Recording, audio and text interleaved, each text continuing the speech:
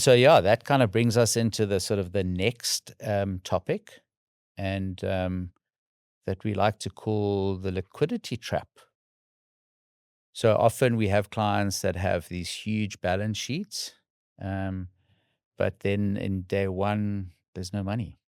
I mean, one of the first or the major sort of challenges is kind of creating liquidity for your heirs.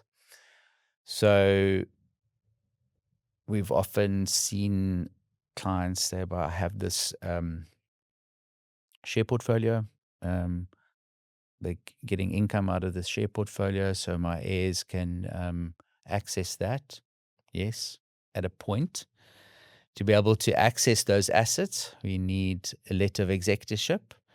And so we have to have registered the estate with the master, and we have to get that letter of executorship before we can access those assets. And until then, we kind of stuck. The case in point of that client who passed away in November, we still don't have the letter of executorship.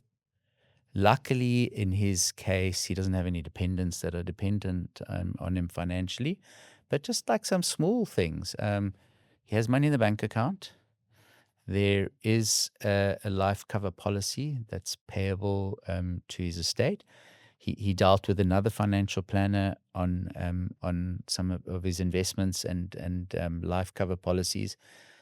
The estate was made the executor, but the beneficiary. So there's money available to wrap up the estate, but we can't access that until we get the letter of executorship before the executor can then open a late estate bank account. So that means paying rates and taxes of the property. There's money available, but we can't access to pay that. Paying the alarm company, things that need to carry on until the estate's wrapped up. So that's kind of a huge challenge that kind of deserves looking at financial planning with a bit more of a magnifying glass. I mean, what sort of other things have we experienced, or things that you can think of around that liquidity? Well, that's a good point you make, that many estates are asset rich but cash poor, and many families and individuals underestimate the liquidity actually needed to wind up an estate effectively. Um, so, things like exactly that, the ongoing costs, whether it's paying bills that need to be paid while the estate gets wound up. We know we've got things like executors fees, which can be up to 3.5% plus VAT on the value of your gross estate. Which, depending on the size of your dutiable estate, can be hundreds of thousands, if not millions of rands. Then, depending on the size of your estate, eventually you've got to account for things like, estate duty potentially, and all those, kinds of things. So you might have this massive estate in terms of, value, but when it comes time to, paying all the necessary, costs, executors fees, estate duties, maybe there's some other debts that need to be paid. Where's that money going to come from? Where's that liquidity going to come from? Because if that liquidity isn't there, well, then tough decisions start needing to be had. The executor then potentially has to sell something, and they might need to sell something that you, as the head of the family, had no intention of wanting to sell, because you want to leave that for your beneficiaries and heirs. It might even mean having to sell the family home, which, might be a terrible thing to create liquidity. There might be investments in the estate that were earmarked for, to distribute to, your loved ones. Conversations might need to be had about liquidating some of that hadn't been, thought of a plan for. So all those kinds of things are kind of super important to fully understand. So when you doing your estate planning, it's also understanding the liquidity of the estate.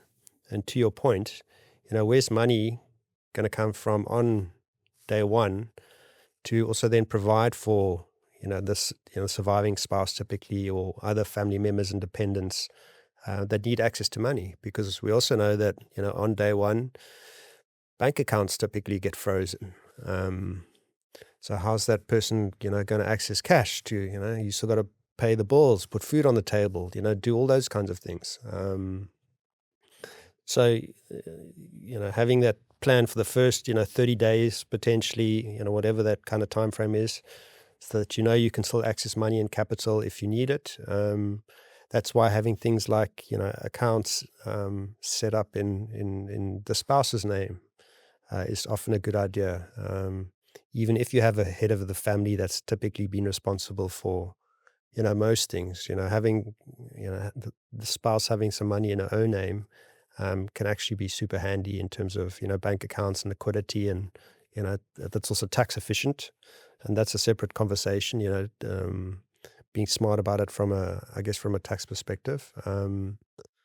So that's, I think, something, important to also think about. And then, yeah, what else are you? I mean, we often get asked that question about when do bank accounts get frozen? It's not like that we have a SIM card in our body and just sends a message to them to say close bank accounts. Quite often, it's only once the executors notified the bank. But legally, you know, if you look at when someone passes away, it's almost as if they've given all their assets at the time of death passed on to their estate, their late estate. So when we as executors need to look at certificates of balance, it's kind of on the day when their clients passed away, we look at those balances there. So quite often spouses go, well, my spouse has access to the bank account in my name, they can carry on drawing. Technically, they can do that. Legally, they can't. So that's kind of the first thing. What we have seen is some product providers are linked to home affairs. So, living annuity income that's coming in, they're kind of connected to home affairs. Once that death has been registered at home affairs, the product provider is notified and they stop, living annuity payments. Rightly so, but that's a challenge. So it is about creating that liquidity, whether that be via life cover to the spouse, moving some investments into the spouse's name, the sort of non-member, non-financial spouse, so that there is liquidity. But you need to do that. Some of the other things that we've seen is, Just while you're on that, yes, speak to the importance of, making sure you're on top of things like your beneficiary nominations, because that often gets things changed and people forget, yes. or they assume, like, you add a beneficiary on your RA, but you actually don't realize that actually that doesn't count for very little. You have your beneficiaries on living annuities, on the other hand, for example, that is super important. So just also speak to some of those, things. Yeah, that's actually a really, really good point. So retirement money, there's a section that we talk about, Section 37C, and that's the way retirement benefits are distributed. You work for a company, you have a pension. Quite often, there's group life cover attached to that. And one of the questions we ask our clients, and we kind of met with a sort of confusion, is it approved cover or unapproved cover? Because the retirement benefits have to be, or the trustees of the fund need to have a look at who are the financial and factual dependents of the person that's passed away. The beneficiary nomination on a retirement fund, whether it be a retirement annuity or employee pension fund, serves as a guideline. Those trustees have a fiduciary duty to ensure who the financial and factual dependents are. So, normal married couple, that can be quite straightforward. But when people aren't married or they've been divorced and they're children from different marriages, blended families, um, ex-spouses, traditional marriages, there are a lot of complications around who are financial and factual dependents. Interestingly, if your parents live in your house rent free, elderly parents, and we see that quite often. There's a cottage in the house, elderly parents live there. there's a financial dependency there, and the actuaries and consultants then need to determine how much that dependency is, and they will then make an award to those dependents. Um, Obviously, if the young kids get taken into account, schooling, all those sort of things, and they work out an actuarial calculation and they award a percentage. Quite often, if the group life cover is approved group life cover, it means it's approved by the trustees, so that they'll take that cover amount plus the fund credit and the pension fund. They add the two together. That becomes the available pot that to be distributed. But one of the other things that clients often misunderstand is they see a top line number. I have 6 million rand cover. Great. My spouse and my family are going to get 6 million rand. But that's not really true, because it needs to be taxed according to the retirement fund tax tables of the person who passed away. So, yes, typically you've got that 550,000 that's taxed at 0%, the next part at 18%, 27, and ultimately a maximum of 36%. So there are tax implications that people don't take into account. In our experience, we've seen that trustees err on or more cautious about paying a lump sum. They would prefer to pay over that money into a pension, a living annuity, or sorry, not a pension, a compulsory income, whether it be a guaranteed annuity or a living annuity. That money that gets paid over to there ultimately gets paid over tax-free, so there's no tax on that transaction, but the income that the recipients earn are taxable. And so, And this all takes time, right? So, people think you've got all this cover through your employer, but for the trustees to go through that decision-making process can often take quite a long time, right? yes, yes, and quite often they want to have the letter of executorship, which is also kind of by implication delayed because of the delays in the master at the moment.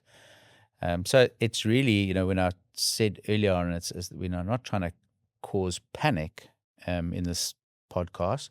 We just want to try highlight some of the risks so that we understand the implications of these risks and are able to make planning around that. So yeah, that's a very good point on retirement and products and just beneficiaries in general. I mean, earlier on I shared with one of my earliest clients, when I started financial planning, had this reluctance to give me a copy of his will. And every time I saw him, I said, I just need to have a copy. He said, don't worry, everything's sorted. And a few months later, he phoned me up in this huge panic saying, Stephen, we need to get together. Like, I drafted this will before I was married, before I became a father, and I've left everything to the SPCA.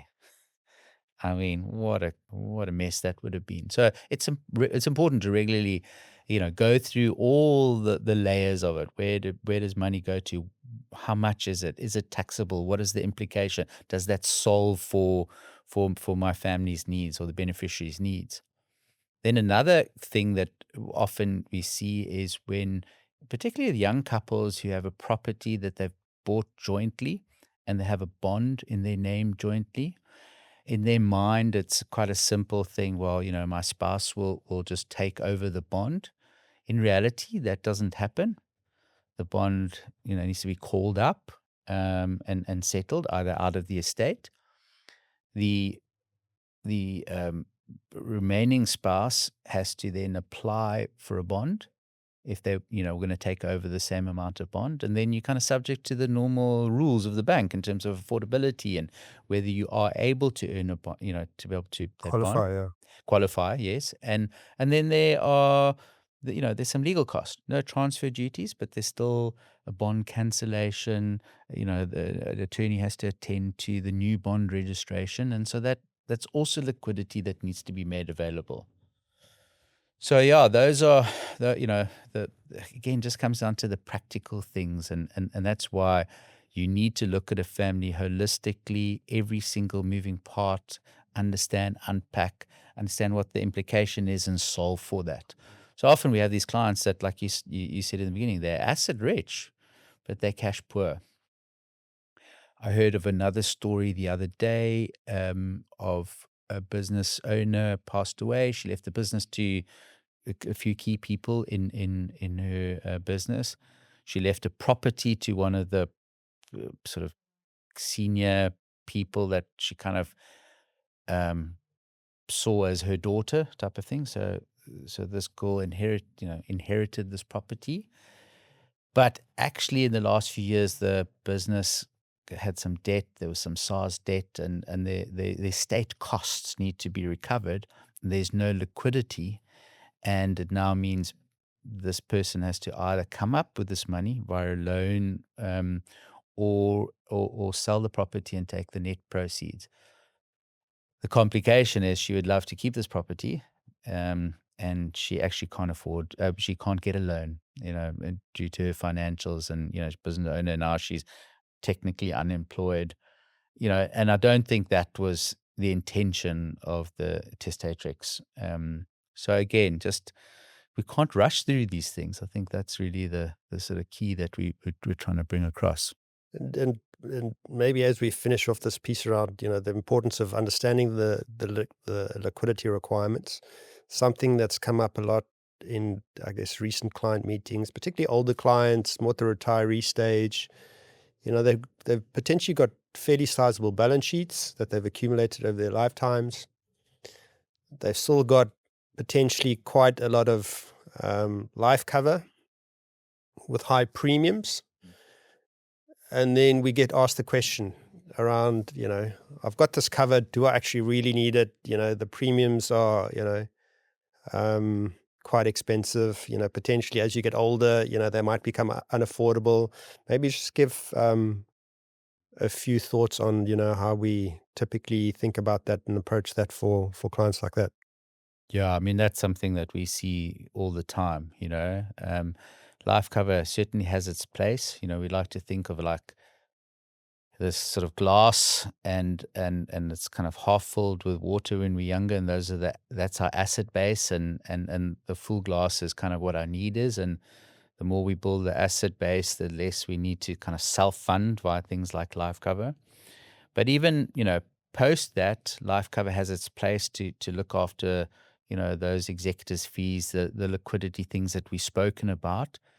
You could have a big property portfolio, so you're asset rich, but you need to pay potentially the executors' fees, those legal fees we spoke about, the potential estate duty, and so there might be a need to maintain that life cover out of there.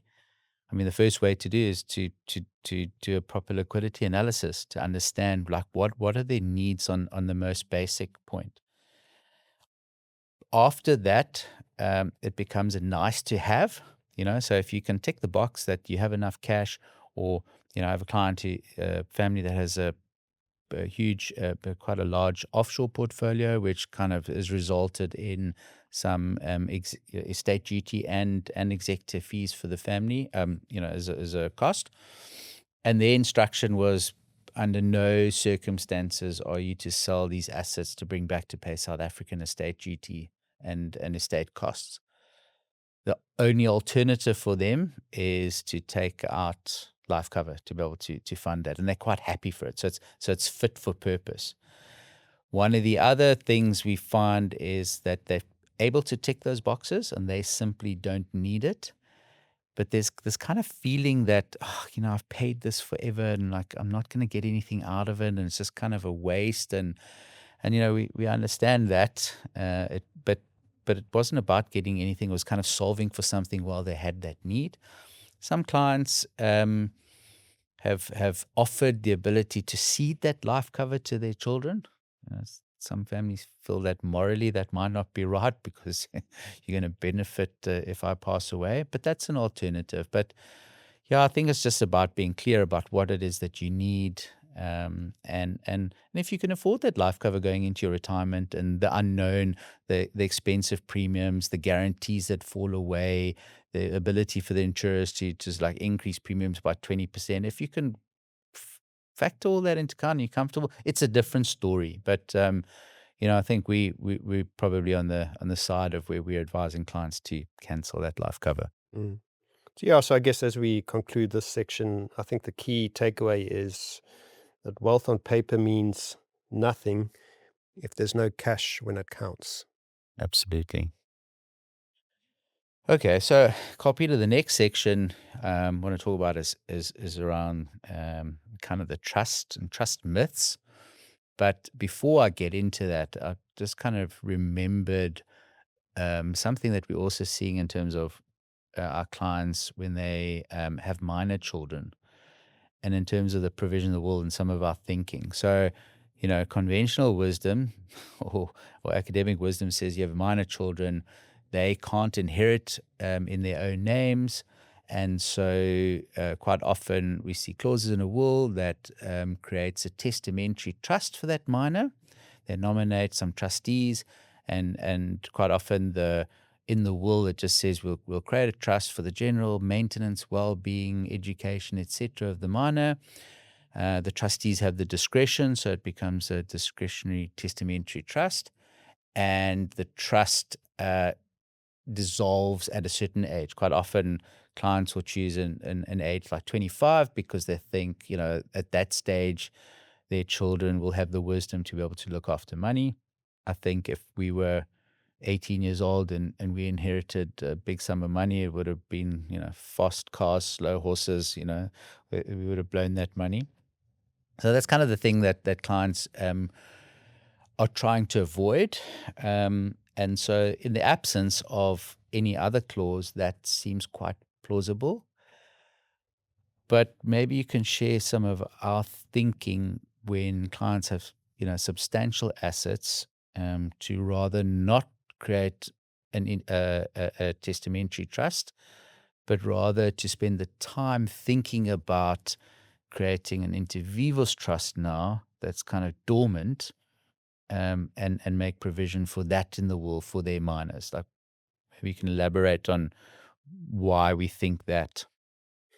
Yeah, so I mean, if you look at, I guess, that inter vivos trust, or a trust that's set up during your lifetime, in South Africa, we commonly refer to them as family trusts.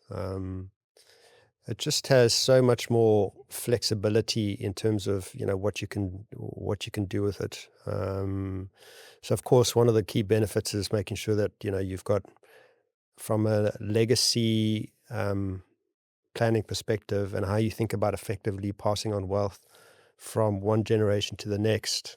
Um, Having that inter vivos, or family trust, is still one of the most effective vehicles to be able to do that, because you can be very clear in terms of, through the trust deed, how you think about protecting minor children, particularly once they become adults, the conditions upon which beneficiaries can potentially receive distributions from the trust.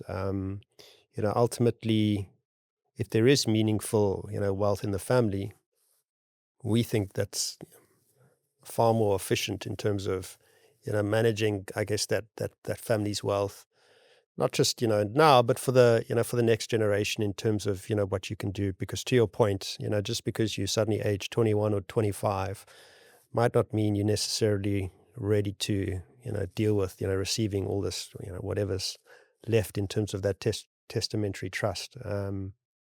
So you can be a lot more thoughtful in terms of, when you set up an inter vivos trust, around its purpose, how it should be managed, for the benefit of the beneficiaries, and in what capacity. Um, in terms of, I guess, a long-term estate and tax planning perspective, it creates optionality. Yes, there are implications for, if you're alive, for moving assets into a family trust, because you've got to worry about things like donations, tax implications, and you sell assets to the trust, and set up loan accounts, and all those kinds of things.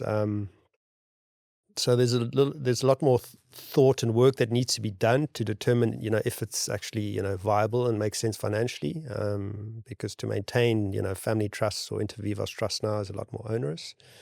But I think under the right circumstances, and if it's all done correctly, we think there are profound benefits. And yes, they also obviously carry potentially higher fees and costs and all those kinds of things. but they still remain very effective planning tools, both for managing, substantial wealth now, but also particularly for how you think about um, that legacy and planning for the next generation, for your children, and managing that side of things. And I guess to that, I mean, because I guess the family trust and the concept of the family trust, has there's such a long history in South Africa with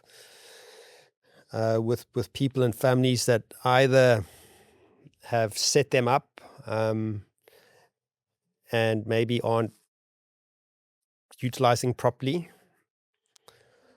or have heard about it and want to set them up, or are using them, and have got significant assets in their family trusts, but potentially are managing their family trusts in ways that potentially could cause them issues down the line, because we know that from a regulation perspective, from a SARS perspective, they're starting to be scrutinized a lot more carefully.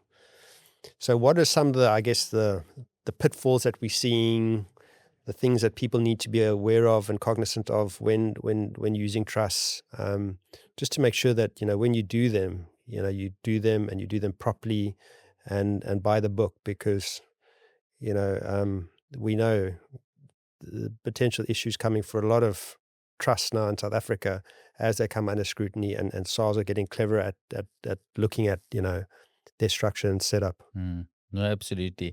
Before I go into that, I mean, I just want to circle back to that testamentary trust, inter vivos trust relationship. I think one of the challenges that we're seeing is that if creating a testamentary trust, can only get formed, via the executor after you've passed away. And so there's a time delay because, you got to wait for the letter of executorship, and then they form the trust, and then assets can be transferred into the testamentary trust. Often, again, there's that sort of liquidity gap that we spoke about. The other thing is that, so when that trust gets wound up, at whatever age they've chosen, 25, you're creating a capital gains trigger because those assets need to be transferred into the individual's name again. And so there's a CGT trigger for that. That's obviously not ideal.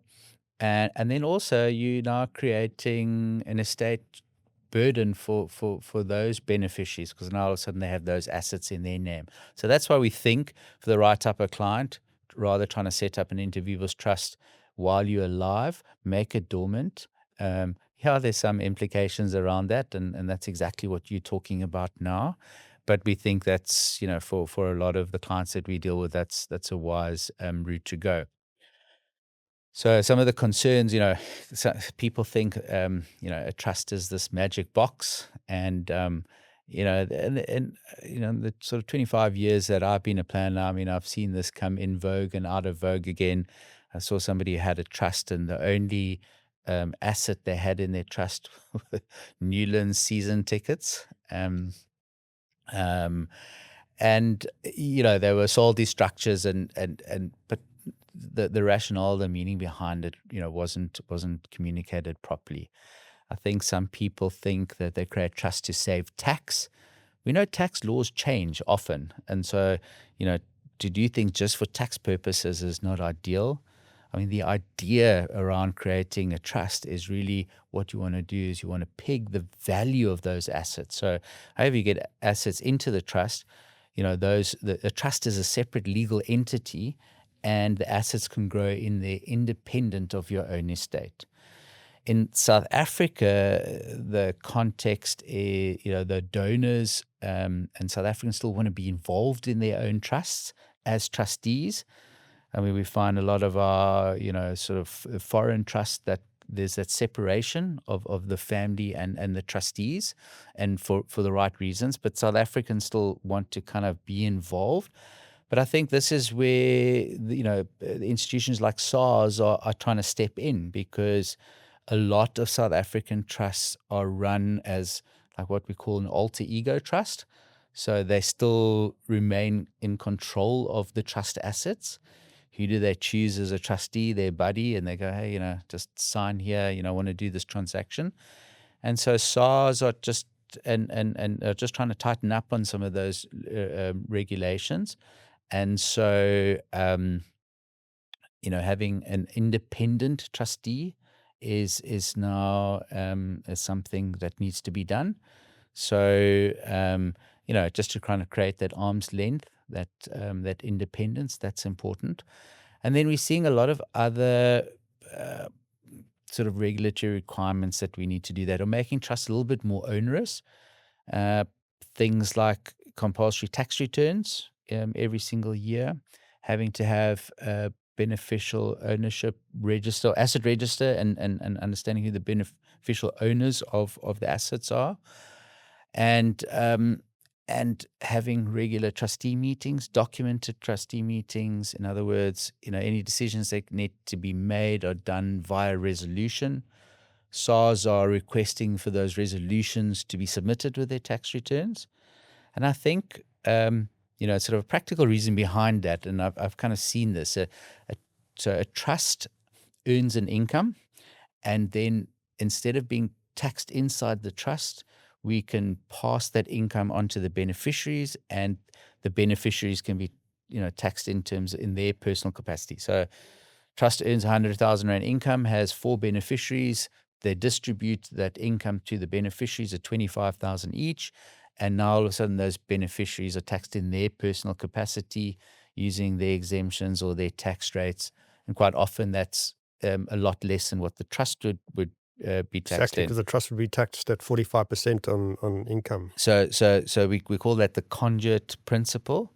But what people have done, they submit in their tax and they say they've distributed it, and then those individuals don't record that in their individual tax return. So SARS are just trying to connect the dots between that, and just to kind of ensure that we don't. I mean, we talk about sham trusts. I mean, it's probably more the concern is around those alter ego trusts. So where trustees are kind of running it as if it is an extension of their own personal assets. So we're seeing an increase in terms of the legislation around that. And so as trustees, you've got that fiduciary duty that you have to abide by those. So it's becoming a lot more onerous to be a trustee. You're opening yourself up to a lot of liability if you fall short of all these additional services.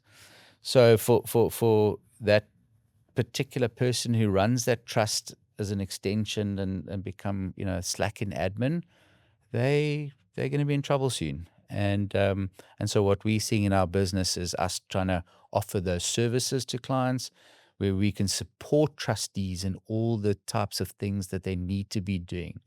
The regular meetings, the resolutions, submitting all those asset registers and things like that. So I think it's this magic box is just really, it's not a magic box. It's just a relationship that needs ongoing care, and still, if done correctly, it's a fantastic tool. No, exactly. I mean, done correctly, I think is the key point there, and it's got to make sense. I think back in the day, trusts were thought of a clever way to as a tax arbitrage opportunity, and SARS have gotten better at closing those loopholes. So you could lend money or sell your assets to a trust at zero interest loans, and do all these clever things. And all those kind of loopholes, have been now closed, where you've got your Section 7C implications. There's got to be a commercial rate of interest applied, which, the settler then has to account for in their annual tax returns, etc. That remains an asset on their balance sheet, etc., etc.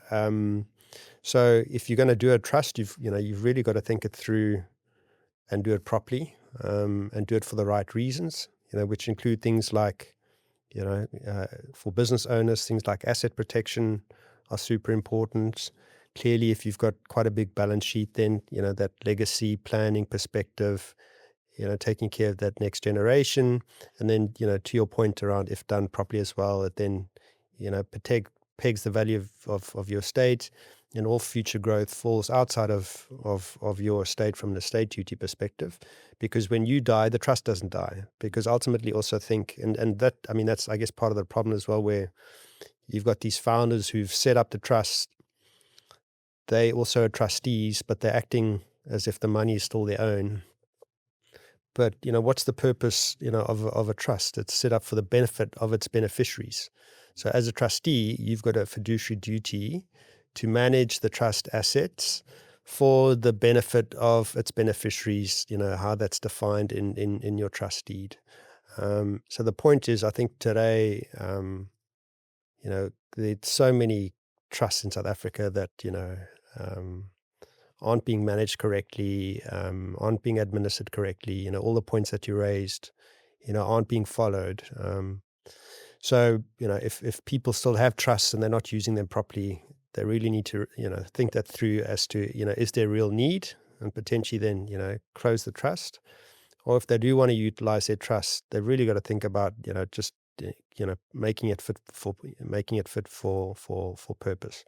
And that might mean engaging in utilizing specialist professional help to make sure that, like the things you say, making sure that all the accounting is done correctly, tax reports filed correctly, all those resolutions and things are minutes taken, resolutions recorded, et cetera, because that's going to become, super important. Because if SARS sees an opportunity to attack your trust, does an audit, see things aren't being done, you know, and that whole thing is potentially then seen through, declared a sham, I mean, that's just the consequences of that are, not something that you want to go through. But, absolutely right. That, if done well and under the right circumstances, there's still a huge opportunity to utilize family trusts, and then not only locally, but also increasingly for offshore assets as well. Because I think something that I guess that we've started to see and see opportunities is see opportunities in. Number one, legislation of late, that's come through over the last couple of years, has made it possible now for an SA trust to make distributions to an offshore trust, which is a very clean mechanism for getting assets out of SA into an offshore trust, where you don't have to worry about things like donations, tax, et cetera, because the SA trust will first have to pay tax on whatever assets it's selling, and then there's a clean funding of the offshore trust. So in terms of funding of an offshore trust and worrying about things, donations, tax or loan account implications are mitigated. So that's a nice planning opportunity. But also, I think historically, from a cost perspective, because when you're dealing with offshore trustees, you're dealing typically with a corporate trust company. Fees often because they are time charge, fees were often seen as massively prohibitive. But what we've started seeing is, offshore trust companies are starting to come to the party, particularly when your offshore trust assets are quite simple. And what we mean by quite simple, when it's something like just, financial type investments. So you've got a offshore platform with, an investment portfolio, the management of which at a trustee level isn't overly complicated. So offshore trustees now are often prepared to also offer things like, capped or fixed fees, which means the hurdle of the offshore trust from a trustee fee perspective isn't nearly as onerous as potentially as it used to be.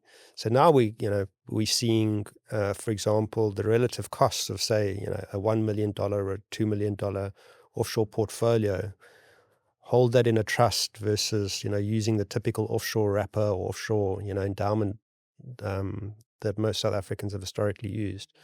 That cost differential, isn't necessarily nearly as big as it used to be, so that doesn't need to be a prohibitive factor anymore for using offshore trusts. But again, all of this takes, thought, planning. There isn't a one-size-fits-all approach. But from an estate planning perspective, thinking through whether things like trust make sense locally or offshore, for the right client and the right circumstances, I definitely think, it makes sense and are conversations that need to be had. Mm. Yeah, I mean, we could probably talk on this topic for hours, and that's why, when I said estate planning, kind of the cornerstone to a lot of financial planning avenues. So we're talking about estate planning, wills, and trusts, and now it sort of leads over into the investment opportunities of trust, because I think that was one of the concerns in a local trust is how do you get offshore exposure? Yes, you could do it through rand hedge investing, but pure offshore exposure. I think with these opportunities now, where you can do a trust to trust distribution to be able to do that, just makes it a lot easier, a lot simpler. And before, it was quite challenging for investors to actually figure out how to do this. Like, what jurisdictions do you go to? How do you do it? Because the I shared earlier, like the thinking around offshore trust is to have independent trustees, and you don't even serve as a trustee. So that kind of concept for South Africans is quite foreign. Who do you trust? Do you go to you read these stories of these sort of dodgy jurisdictions, but I think, there's a lot more opportunity that's kind of been packaged, if I want to call it that, that's simplified for South Africans and made it a lot more accessible, and such an exciting place to be at the moment. Not for everyone, granted, but certainly it creates a lot of opportunity.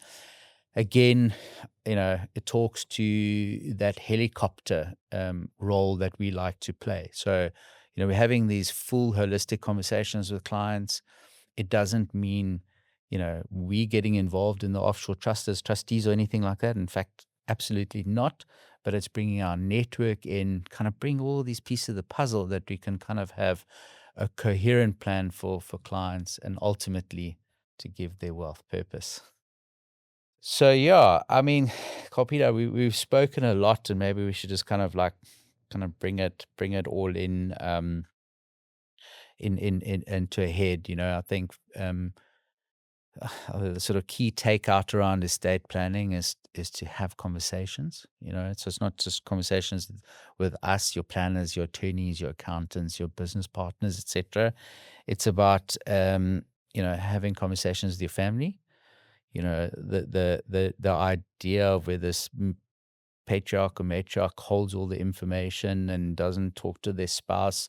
We've got to break down those barriers, not because of pride or we want to control information. It's just because you kind of, if you're really wanting to build something and create that legacy, you have to be open about it, and so that everyone understands the plan. And maybe, yeah, speak to that, because that's something that actually comes up a lot in terms of family dynamics. We know what money can do to people, and the conflict it can cause in families, when it comes to winding up estates, particularly when there are, decent amounts of money involved, and family members get upset because they don't think they've been, treated fairly. And then, you've got siblings fighting with each other, or, family members not talking to each other, and feeling aggrieved because, they feel somebody's gotten, something worth more than they have, or whatever the case is. So, the importance of, I guess, bringing the family in, communicating from an early stage, helping them understand what's the purpose, understanding all the family members' roles, particularly with things like, trusts, and, where you've got multiple beneficiaries, and, what that looks like and the implications thereof, or even, when there aren't trusts, but, when distributions are being made, from estates to, different family members. Yeah, I mean, just, I guess, talk to that communication piece and how important it is to get the family kind of involved early to help them kind of understand, the bigger picture, yeah, and the implications, of that. Even, when their business is involved, and, who's going to take over the business, and, whatever the case may be. Yeah, I mean, that's an exciting part, and a part that I, particularly enjoy with our clients in the sort of family office segment is, and again, it talks to that giving wealth purpose. Often you see there's a matriarch or patriarch that's created this wealth. A lot of the hardship and sacrifice was made by them. And, it was kind of made, sort of driven deeply by a value set that they have. and quite often they find it difficult to hand over the reins to the sort of incumbent generation, because part of them is they want them to kind of live by their same value set, and I mean they there's a challenge there that things need to develop, but they often don't sort of necessarily trust that next generation just yet. Um, and it's difficult because how does that next generation learn if they're not given the opportunity to understand that? And so it comes back to conversation. And this estate planning piece really ties a lot of that into the fold. Is if you explain how the balance sheet works, what the purpose is, what's to happen on death, that's kind of like the starting point of one estate planning, but also of succession, because estate planning is essentially, it is a succession plan. It's handing something over in a tax efficient way, in a cost effective way, but also in a purpose led way. And so it's such a great place to start to be able to give wealth purpose, to kind of talk about that succession, because you get that opportunity to talk about what the values are, and we always advise clients not to try to rule from the grave. You can have this money if you do X, Y, Z. It's not about that. We talk about what it means, and what what was that sacrifice? What was it worth it? And again, it all comes and ties back into this whole concept of giving wealth purpose. I mean, you love to talk about the creation of a family charter that can capture some of those ideas and bring that family together, so they understand the values that generated that wealth, but also, what values should be followed by, that next generation, to make sure that wealth retains its purpose, and that money doesn't get blown and spent on frivolous things by, the people that the kids and family members that inherit. So maybe touch on, a few things around that as well. Mm.